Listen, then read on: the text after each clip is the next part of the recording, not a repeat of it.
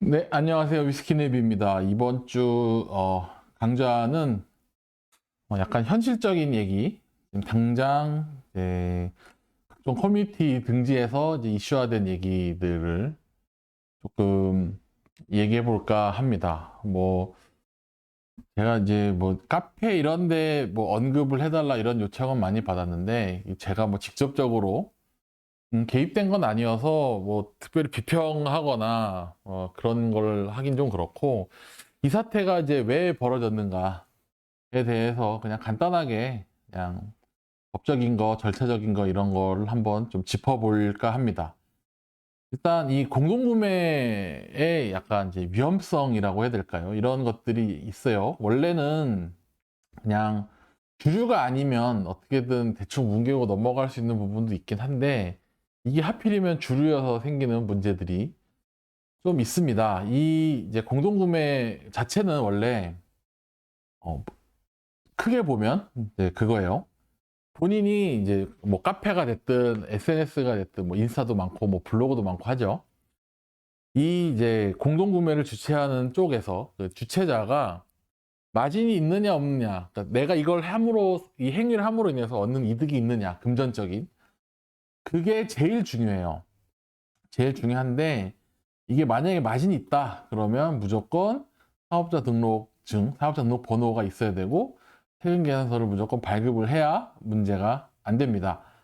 그리고 이제 마진이 없어도 어 이게 반드시 뭐 위법이다 이런 건 아니지만, 이제 해석상으로 보면 이제 본인이, 그러니까 개인이 주체가 돼서 이제 반복적으로 이제 어떤 물건을 이제 판매를 하고 있다 그러면, 원칙적으로는 규모에 상관없이 이제 사업자 등록증을 이제 등록을 해야 된다라는 거죠. 그래서 사업자 없이 공동 구매는 실질적으로는 굉장히 그 위법성이 짙습니다. 이게 지금 물품 판매도 마찬가지고, 뭐 멤버십이라던가 이런 거를 통해서 어 카페의 뭐 운영비를 충당한다던가, 뭐 혹은 뭐 행사에 대한 비용을 벌충한다던가 이런 이제 목적을 가졌다 하더라도, 어쨌든 이쪽에서 이익을 얻는 건 이쪽에서 얻는 이익이고, 그 비용을 여기다 쓰는 건 또 다른 얘기예요. 그러니까 뭐 쉽게 얘기하면 A에서 벌어서 B에다 쓰겠다고 한 거에 대해서 모두 동의했느냐, 또 사실 문제가 되고요. 그 다음에 그 과정에서 어쨌든 행사를 주최함으로 인해서 또 얻는 이득이 있잖아요. 그러니까 뭐 그게 꼭 금전적이 아니더라도, 그런 의미에서 보면 이제 선의로 혹은 기부로 그 운영되는 게 아니라 어느 정도 금전적인 목적을 갖고 운영을 하게 된다 그러면 무조건 사업자 등록을 해야 된다. 안 하면 이거는 무조건 문제가 될 수 있다. 특히나 이제 뭐 마진이 없는 공구 같은 경우는 이제 법적으로 자연스럽게 넘어갈 수 있는 여지가 있지만, 이게 너무 규모가 크거나 혹은 너무 자주 실행되거나 그리고 혹은 마진을 얻거나 하는 순간 이제 문제가 100% 생기게 됩니다. 이게 이제 또 문제가 되는 것 중에 하나인데, 개인이 특히나 수입사, 아직 제조사에서 물건 파는 게 뭐 김창수 증류소든 쓰리소사이어티든 제조사가 없기 때문에 뭐 똑같은 얘기이긴 합니다만, 수입사가 소비자에게 직접 물건을 납품하면 안 돼요. 무조건 소매점 혹은 뭐 유흥주점, 뭐 바 이런데 를 통해서만 소비자는 주류를 구매할 수 있습니다. 그러면 카페에서 공동 구매를 했다.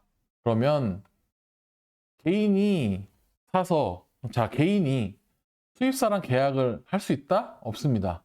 무조건 중간에 뭘 하나 껴야 돼요. 대표적으로 뭐가 있을까요? 제가 뭐 구체적인 샵은 언급하지 않겠지만, 해당 카페도 소매점과 같이 협업해서 일을 진행한 걸로 알고 있습니다. 무슨 얘기냐면, 이제 100% 선의를 발휘해서 이제 했다 하더라도 소매점이 어느 정도 이득은 취했을 거라는 거죠.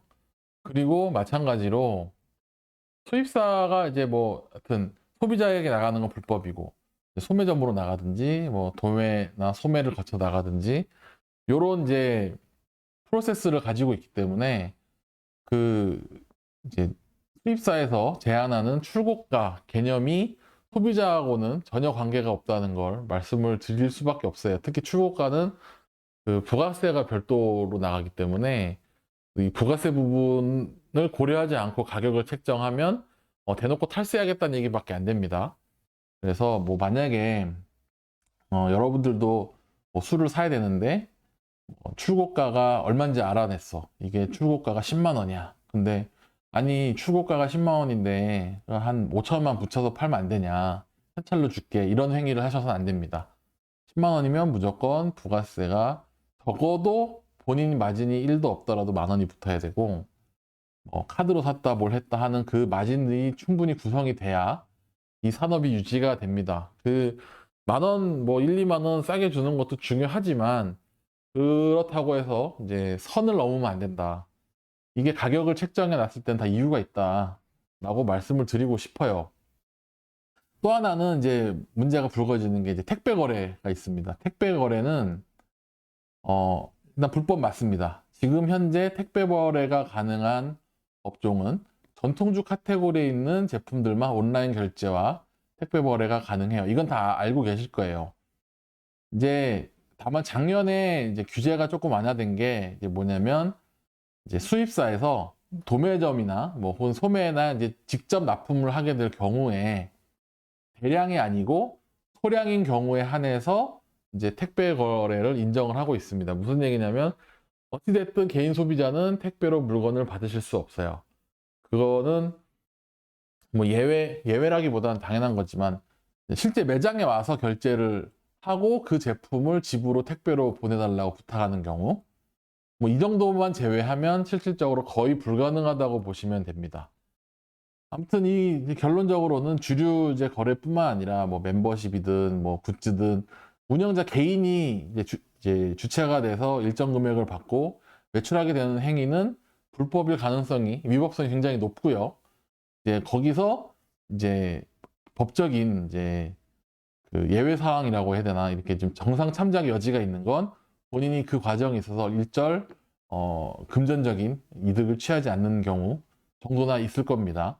만약에 이런 행위가 반복된다 하면 무조건 매출 신고를 해야 되고 현금 영수증을 발행을 해야 됩니다. 그 개인 간 주류 택배 거래도 원칙적으로 불법이에요. 원칙적으로 불법인데 그냥 지인끼리 주고받는 정도로 특별히 문제를 삼지는 않습니다. 다만 이제 뭐 밴드라든지 이런 뭐 텔레그램이라든지 이런 비공개 단톡방을 통해서 그런 플랫폼이 있다 그러면 그 플랫폼은 문제가 될 겁니다. 근데 또 하나 이제 문제가 되는 것 중에 하나는 이제 회원들의 개인정보 수집에 관련된 얘기입니다. 이게 그 개인이 뭐 문자 메시지나 혹은 소식들을 받겠다라고 동의를 했을 경우에만 그리고 1년마다 본인의 갱신 의사가 있을 때에만 이런 이제 개인정보 수집이 합법이 되는 거고 그 외에 모든 전화번호를 수집하거나 하는 경우는 다 이제 개인정보 수집, 그 개인정보보호법에 의해서 불법입니다. 그래서 최근에 이제 다양하게 뭐 문자들이 왔다 갔다 하는 소식을 듣고 있는데 이것도 한번 점검을 해보셔야 될 것 같아요. 자, 그러면 마지막으로 이제 카페 관련된 얘기는 이걸로 마무리 짓게요. 카페 회원들의 민사소송, 특히나 이제 민사소송을 걸 때는 그 법률적인 그 지위에, 그러니까 카페 회원에서 강제로 탈퇴가 됐다. 사유가 뭐가 됐든 간에 이제 법률적 지위에 영향이 있어야만 이거에 대한 무효 소송을 할 수가 있습니다.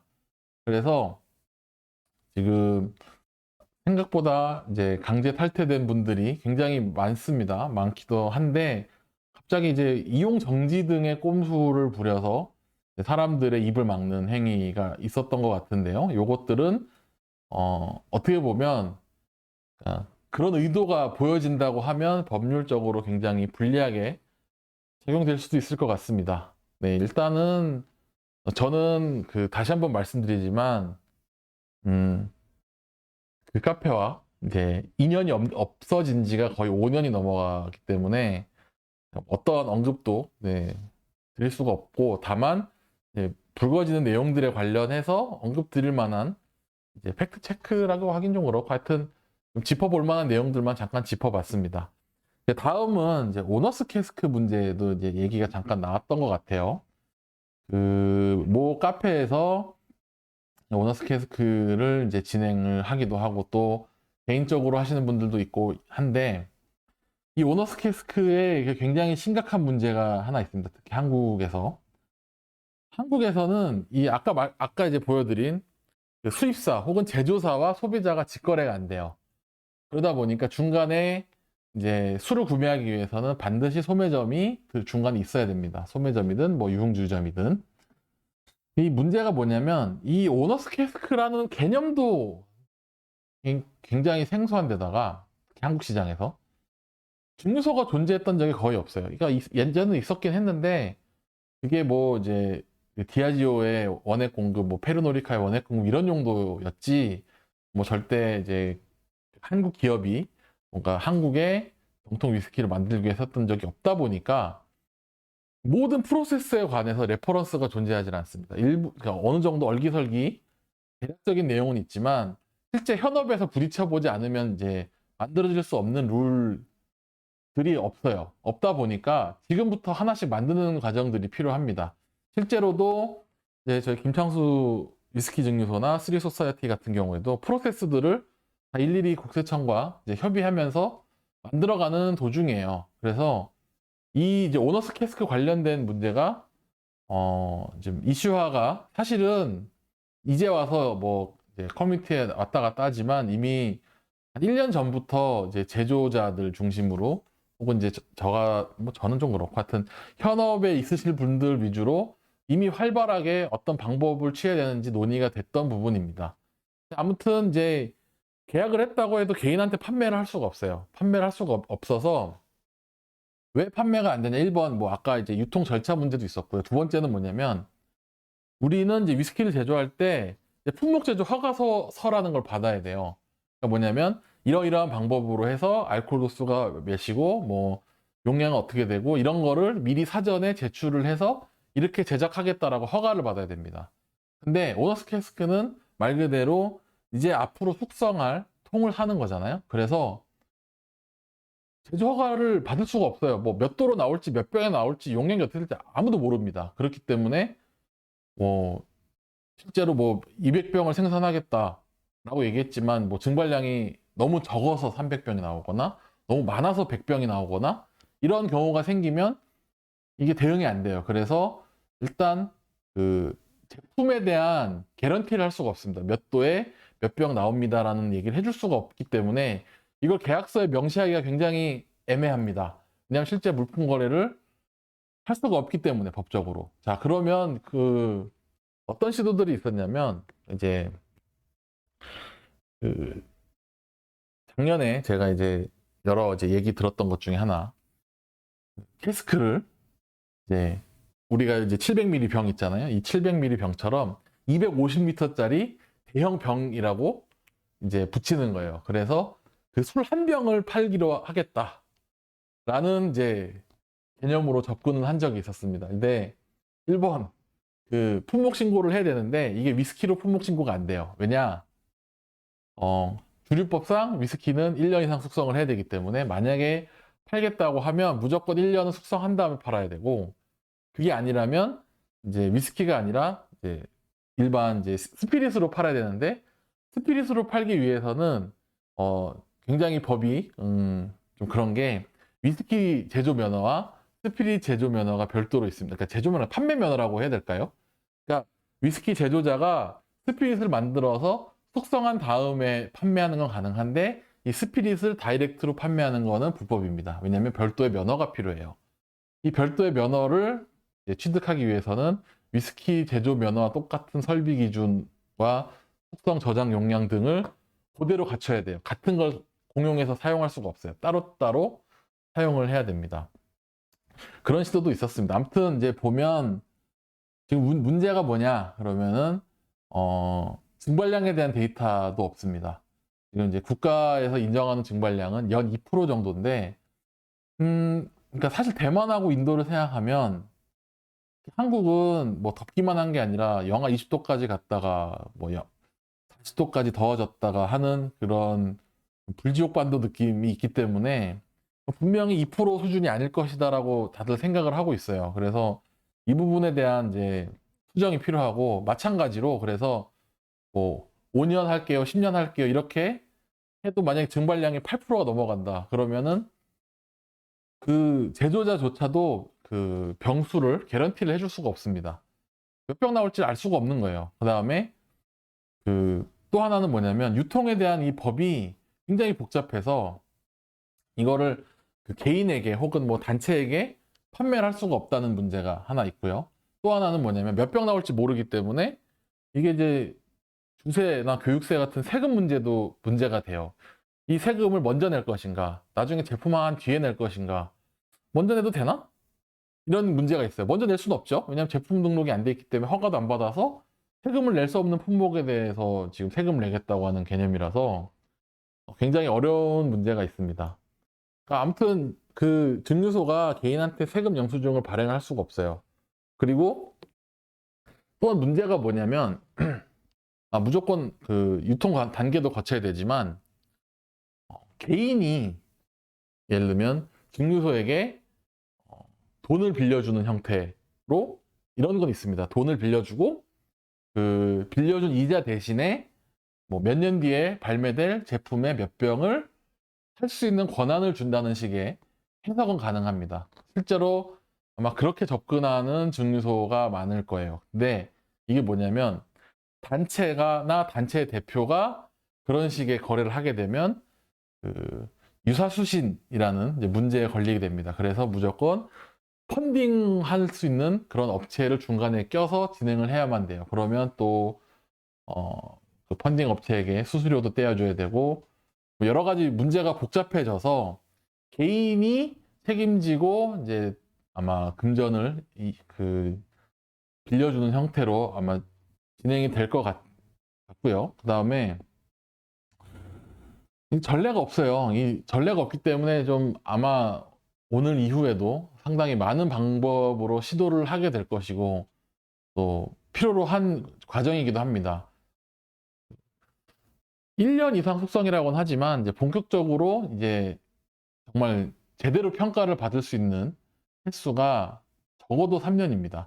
이게 오늘 증류한다고 해서 딱 3년 뒤 오늘에 딱 병입을 한다고 했을 때 그게 맛있을 거라는 보장을 누구도 해줄 수가 없어요. 그러면 이제 상황에 따라서는 뭐 1년, 3년이 아니라 5년, 이제 10년 숙성을 해야 될 수도 있기 때문에 굉장히 이제 자본이 많이 들어갑니다. 저도 어느 정도 관계가 돼 있긴 하지만 3년간 정말 오너스 프로그램이나 이런 다양한 그 기념품 등의 판매 없이 무한정 돈이 그냥 들어가는 사업일 수밖에 없어요. 그래서 어떤 의미로는 뭐 이런 이제 문제가 생기는 것들은, 어떤 의미로는 이런 이제 방법들이 정립되는데 도움이 될 수 있어서 참 좋은 일이기도 하고요.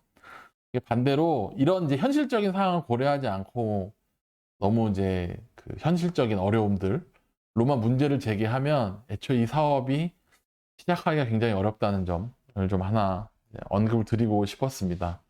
아무튼 또 하나 이제 마지막으로 말씀드리면, 제일 골 때리는 것 중에 하나인데요. 만약에 이제 오너스 프로그램을 하고 있는데 어느샌가 뭐 개인이 뭐 회사한테 돈을 빌렸을 때 관련된 규정이 바뀐다든지, 주세법이 바뀐다든지, 유통하는 방법이 바뀐다든지, 어떻게 바뀔지 모릅니다. 지금 당장 작년만 해도 굉장히 많은 게 바뀌었는데, 아무튼 법도 지금 실시간으로 바뀌고 있고 규제도 지금 만들어져 있고 해서 그 아까 유사수신 문제를 포함해서 만약에 오너스 캐스크를 사람들의 의견을 모아서 한다 그러면 그 일일이 협의가 안 돼요. 굉장히 복잡한 문제가 얽혀져 있어서 이제부터 만들어 가야 되는 문제들이다. 그래서 어느 정도 좀 약간 위험한 길일 수도 있고, 어떻게 보면 좀 다른 증류소들도 혹은 이거를 주최하는 개인들도 자기 이름과 명예를 걸고 진행을 하는 거라서 어느 정도 엔젤 투자 같은 느낌으로 그냥 지켜봐주는 느낌으로 해야 되지 않나 생각이 듭니다. 네, 오늘 약간 좀 딱딱한, 뭐 원래 딱딱한 내용이긴 합니다만 그 관심이 있으실 만한 내용인지 모르겠어요. 아무튼 요 내용도 그렇고 다음 주에는 조금 정상적인 컨텐츠로 찾아뵙는 걸로 하겠습니다. 감사합니다.